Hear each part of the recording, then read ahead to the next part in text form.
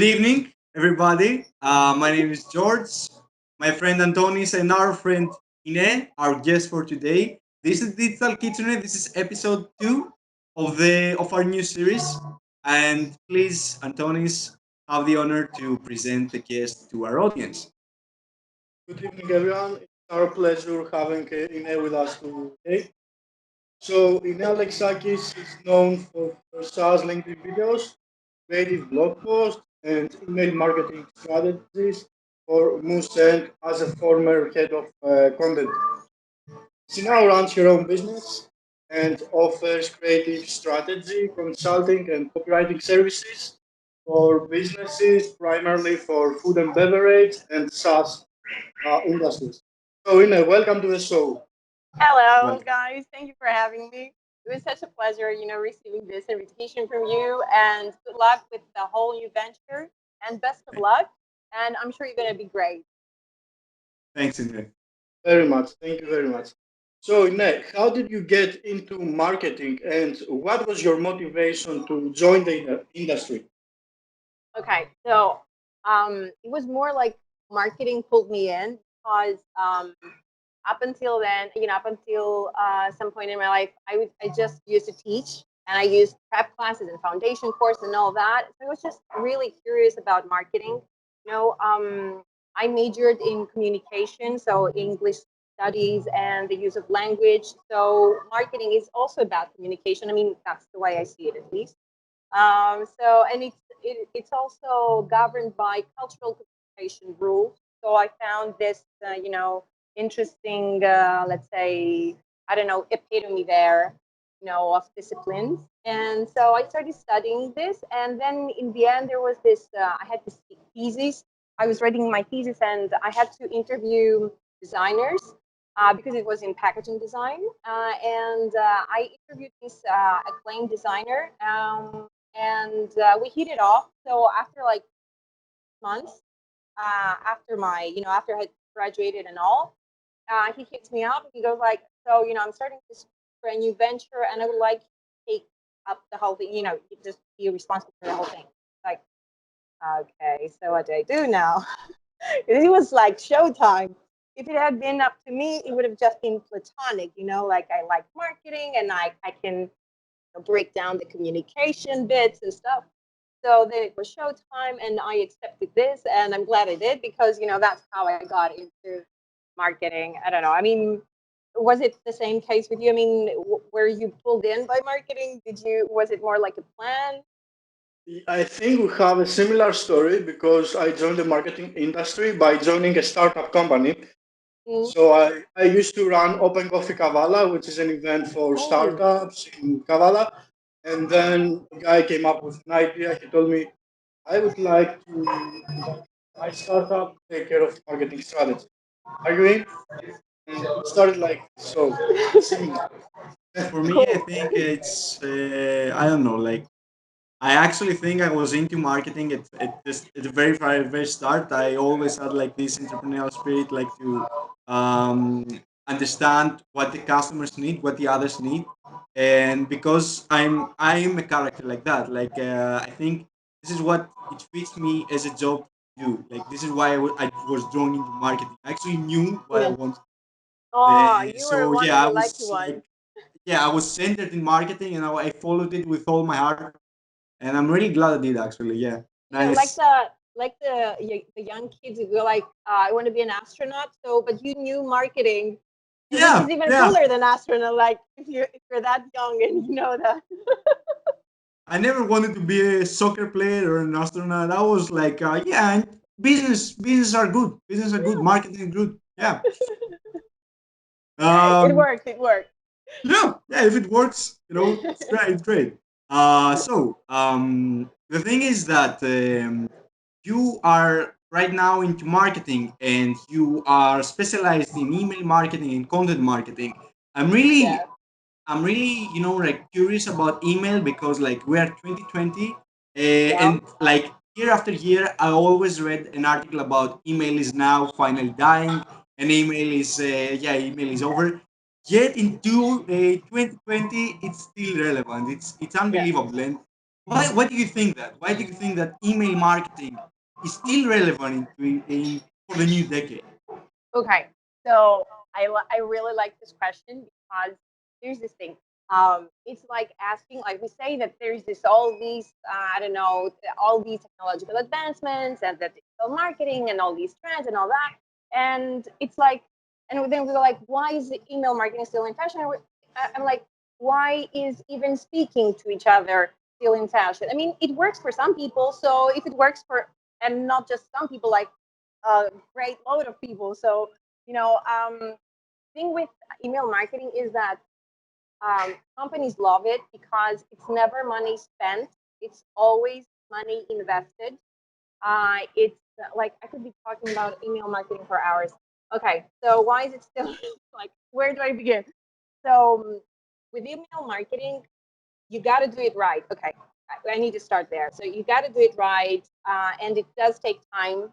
You know, so in order to do it, to do marketing, email marketing right, you have to make sure that you have a very good plan and very clear objectives about what you're going to do. And I think the reason why email marketing is still relevant is because you sign up for that and it's not intrusive. So it does not come to you. It's not like an ad. Okay. And so users like it because they get information. It's passive. So they get the information. And even if they don't open the emails, they still learn the information from the subject line. So even that is still a win for a company. And I used to ask my friends and people I met, for example, uh, are there any emails in your inbox which you don't like, newsletters which you do not open? And you're like, oh my god, yes. I mean, there's so many of them. I'm like, why don't you unsubscribe? They're like, well, you know, there was no answer. So we don't unsubscribe because we have fear of missing out, because we go like, well, you never know, I might get an offer or something, like a specialized offer or a custom made offer.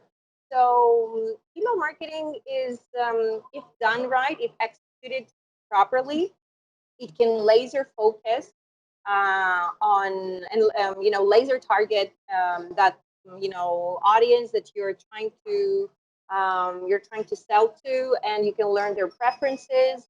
I think it's a lot easier after you spend the time to design it.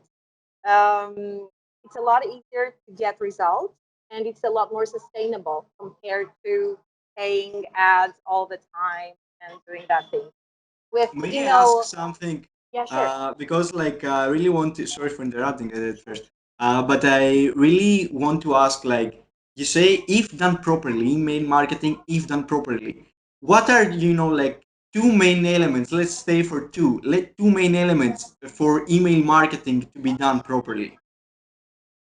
Uh, just two.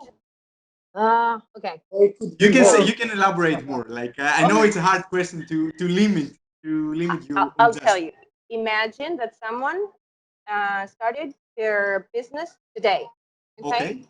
Okay. And first, they would have to figure out who their ideal customer is. Okay. So once they get their ideal customer and they design the customer persona and all that, they should that would be one part of email marketing game, and the other one would be what does my business have to offer to that person? Okay, so once they would list everything, all the benefits or their competitive advantages and their USPs and all that, they would have to move on to the third phase, which would require of them to to tie this in with using the right words that this particular audience would understand and would relate to and would identify with, and the right colors, color psychology and all that, and the right visuals, creatives and all that. So when we say that, okay, it's Black Friday, okay, that's an easy example. Okay, so we say it's Black Friday, so just do the whole thing black. It's not like that, because just the whole thing black will not everyone will respond to this in the same way. So you have to figure out if, for example, if your target audience is 25 to 35, okay, it's a different demographic, so they like different stuff. You can use humor. So there are like so many bits and bytes that you can add to this to make the perfect mix, email marketing mix. And I think that email marketing is a science in its own. So, when I just started my own business, like you mentioned at the beginning, and I'm still trying, like I'm still designing my email marketing, and I keep reminding myself that it's not about going for perfect. At least, in order to get this off the ground, you need to get, to go for done. And even done is difficult for me. And I know email marketing very well. And I've read so much. I've written like a million words, you know, and on that. And so, did I answer your question? You It summarized was it just perfectly, actually. Yeah, okay. yeah, All right, good. yeah. I could be talking about this for hours, and I could be meandering about, so many things. You have to stop me eventually. Like, okay, Iné, we got it. All right. So Maybe that we need the second or third episode. You will see. Okay. Adonis, please. Sorry for interrupting. drives me to my next question. Okay. How does email marketing stand versus messenger marketing? Because I'm a social media marketer and I strongly believe that messenger is the future for marketing on social. Okay, I like that. Okay, so let's talk messenger marketing. Hmm. So, okay, I find messenger marketing intrusive. So, no offense. Okay, we're not representing different, Okay, so, but I find it intrusive, and I mean the same way that all ads are intrusive. I mean, when I'm on my Instagram and I'm browsing, I find all of these intrusive. I'm like, I didn't sign up for you. I didn't sign up for you. I didn't sign up for you. I don't want to see this kind of information. And if there is an ad that keeps targeting me, I go over to, like, you're gonna hate me for this, but I go over to their Instagram profile and I block them, because, like, enough with this. Like, sometimes there should be a cap. Some marketers don't set caps, so I keep seeing the same ad over and over again. So I'm like, I'm not a guinea pig, so I don't want to buy this. I don't want to see this. There should be a cap. That should be capped. Or the same goes for YouTube ads, for example. You know, um, but with with email marketing, it's what I said before. You sign up for this, and when you go, like, what is this email right here? What is this newsletter? Oh, it says 30% off. Well, you never know, so you just check it out.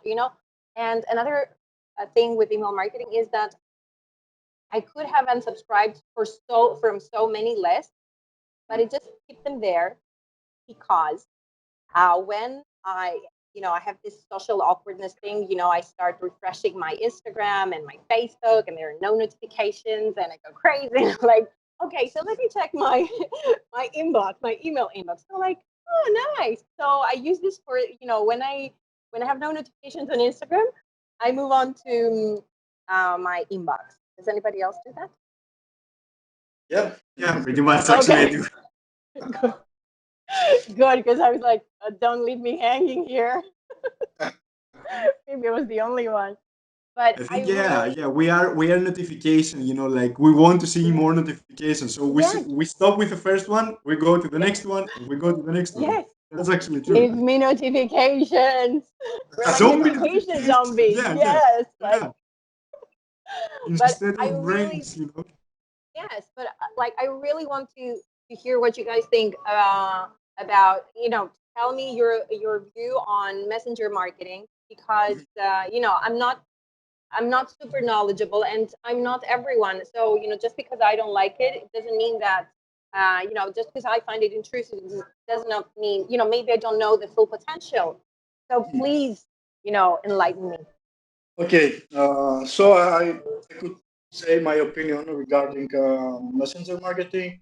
First of all, the open rates are much better than email marketing. It's Mm-hmm. around 90%, because you are always in messenger and you open your messages. Mm-hmm. Mm-hmm. So, and then the click through rate is around 30%, which Okay. is very good metric. Yep. Okay. So both So are very good.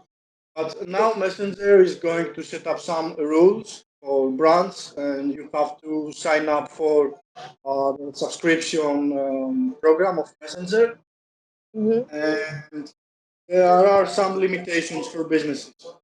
Oh, all right. But so far, Messenger marketing is good for e-commerce because you can inform your customers regarding their orders, the delivery status. You can showcase your products. You can ask. You can reply to some questions. Hmm. So it's good for customer care and for promotion at the same time. And it could help with the omnichannel marketing experience or I not. think yeah. Okay. Right. And then you can send some offers like email marketing, like today we have 30% off in our shoes or in our sunglasses and stuff like that. Hmm. So what about the conversion rate? Is that higher than average too? It depends on the business. Depends on the Okay. business. All right. All right. Cool. Okay. Cool. No. Before moving, I have Okay, to add sorry. something. And yeah, messenger marketing more personalized, as I said a while ago. Hmm. Uh, you have the same personalization like email marketing, but you can add some other stuff. So and now this drives me to next question. Okay. It's about personalization in marketing. Why do you feel I saw that coming. why do you feel personalization is important for content marketing nowadays? Well, I'm going to tell you this. Um, I would say that personalization is tricky because no personalization, okay, it doesn't come with the benefits, but no personalization is safe. Right. So, but you just don't feel special. You don't get offers or things that would you as a you and the rest of your audience, your audience you belong to would be interested in or would connect with and stuff like that. But uh, you don't. It doesn't feel special because you're like, oh, that's a new offer, so everybody got this. So yeah, whatever. So I don't feel that there is a call to action. And there is no emergency, no pressing need for me to just tap that and things like that. But if you do choose to personalize, you have to make sure that you get this right. And to personalize, it means that from day one, or at least sometime you decide, you set your this point in time where you say from now on everything's gonna have I'm gonna have access to all this data from everyone. Okay, so you need names and last names and I don't know anything that GDPR allows anyway for your business, okay? In order to be able to design something that is accurate and then build automations, because it's also when you have to bake automations in that things could go wrong. And I'll tell you something in this, in the artificial intelligence era, that we're experiencing right now, we have higher expectations from brands. So if I get an email that was going for personalization, but it didn't quite, hit the nail on the head. It just takes away from the intention of the marketeer and the brand. So instead of, benefiting the brand, I think it damages the brand. And I'll give you an example. I remember that I was flying at a certain company, and so after I came back from my trip, it was just like a couple of days later, and the airline sent me it was a newsletter and said, "Hey, Nate, it's been a while since you booked a flight. So why don't you check out these offers?" Like, what was that? So that should have been sent. Maybe that was an email that was personalized. It just used name personalization, but I got that too, and I should have been excluded, from that segment because I had just traveled and I had booked everything. So, if there was like a Salesforce, or other kind of anyway CRM or something to tie this whole thing together, they would have known that I should have gotten that email. So I was like, and it was like one of the major airlines. I was like, nah, nah. So yeah, have I answered your question? Yeah, Okay. it's all about the right segmentation, I would. Yeah, segmentation and omni-channel experience. Omni-channel is huge. I mean, I attended this the Salesforce summit in Athens, and it was all about omni-channel experience and how they've helped I don't know, hotels and so many businesses around the world make the most of their customer experience with omni-channel. So I think maybe it's the next thing to do, or like the current thing to do. Speaking about like what things to do after, like we covered about personalization, but what do you think? What are your projections about content marketing in 2020 for the new decade? What do you think is going to shape the industry for the next years to come? Uh, okay, so I don't know, but I'll tell you what I do expect. What I would like to see more of. I would Okay. like to see more authenticity. I've started longing for authenticity. I see posts and from brands, and even when it's like content created, like they try storytelling, and storytelling is so constructed and so fake that I cannot possibly connect with that. Or they may have created, like a brand might create a very emotional and very very emotional commercial spot, or a very nice blog post, or something that gives you that warm and fuzzy feeling.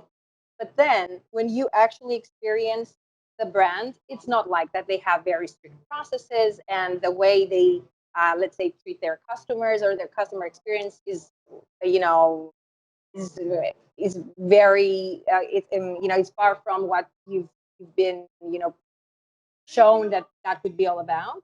So I wish that brands could be more honest, and content could be more honest and authentic, and it's not achieving results by playing with the truth. I think that that used to be like a kind of marketing technique that was used back in, I don't know, like Don Draper times or something. Like, it shouldn't be about that anymore. I mean, what do you think?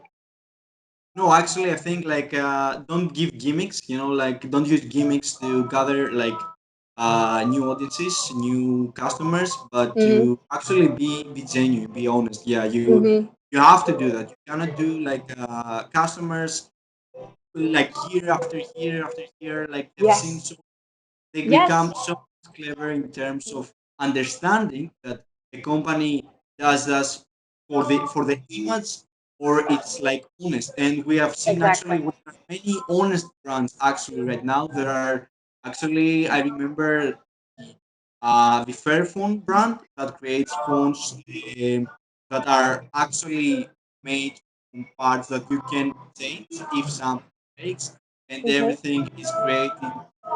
It's a really nice example. Everything is created Mm-hmm. equally for the workers. So this brand, like by itself, it's built on honesty, creating Mm-hmm. something that adds real value for the customer, and it has some values as a company on its own. It's not just for not just a marketing gimmick. It's how they Exactly. build the brand, like from the start. And yeah, actually, it's not only about content, the authenticity. I think we need more authenticity in business for in general. And For the to challenge is, yes, the challenge is to be consistent with this authenticity, because we might be sold into authenticity and doing giving back to the community and all that, but then you know you hear about brands that no longer you know I don't want to mention the brands now, but I've read a couple of times about some big brands that were supposed to be sustainable and doing things for the environment or the kids or things like that, and they they have, let's say, sort of moved from what they did when they launched to a different something, let's say, more sustainable for them and not Okay. for the audiences not the audience, the people they were trying to help at the beginning. So we were sold into something, and that was the impression that we've been feeding on, this whole time. And this disappoints me as a marketeer. Mm-hmm. I get it. I'm actually, I think, like, for interest from the industries like email marketing and content marketing, we are. I am satisfied. I use that joke again. I'm satisfied. I want to ask about our our audience, for people that are starting right now in marketing. Do you have any tips on people who start out on digital marketing and on marketing in general right now? Okay, I think it's a tip that I keep reminding myself about.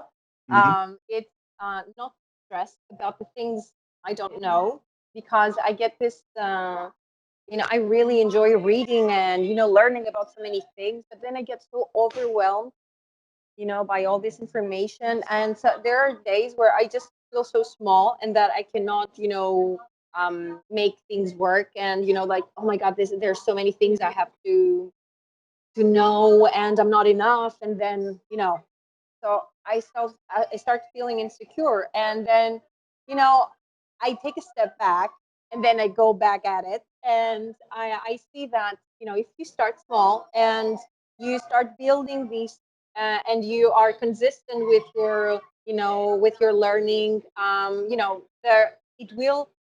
Oh, sorry, you see me? Okay, that was my battery. We still see. Okay, so yeah, It's my a, battery is almost flat, but not flat. It's 10%. okay. Anyway, so you got to start small, and you got to persevere, and and not stress, because I get overwhelmed, and sometimes I do get jealous about the things I don't know, of the things I don't know, and it I go like, okay, you need to go back. You need to go back. And you know, um, being encountering this feeling of not knowing, and fighting it is takes guts. And so that what have other people said about that? What were their tips? Were they fancier? We're building it yeah, this is the magic with this question, because everyone adds up to their from their own perspective, Yeah. and we want to build that, giving Okay. new tips for marketers, and actually You that's something, you yeah, asked a really former genuine. teacher, That's so really what would effective. have I said? I would say just keep, do your homework, study, keep studying. Knowledge never ends, and there is so much information. I mean, it's the era of information. We're overwhelmed by it, but it does create. There are some psychological aspects, of this. You know, um, galore of information, but we need to find our way around it Stay in or school, through it. kids. Stay in school, kids. Yeah, exactly. All right.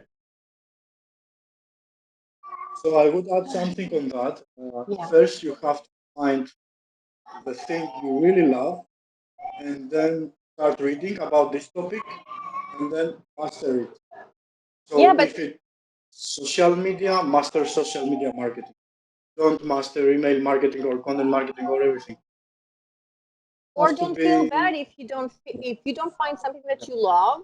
Just start something with start with something that you kind of like, and because while you start reading about something, you might something else might pop up, and then that will take you somewhere else, and that will take you somewhere else. So you know I'm always, keeping my options open.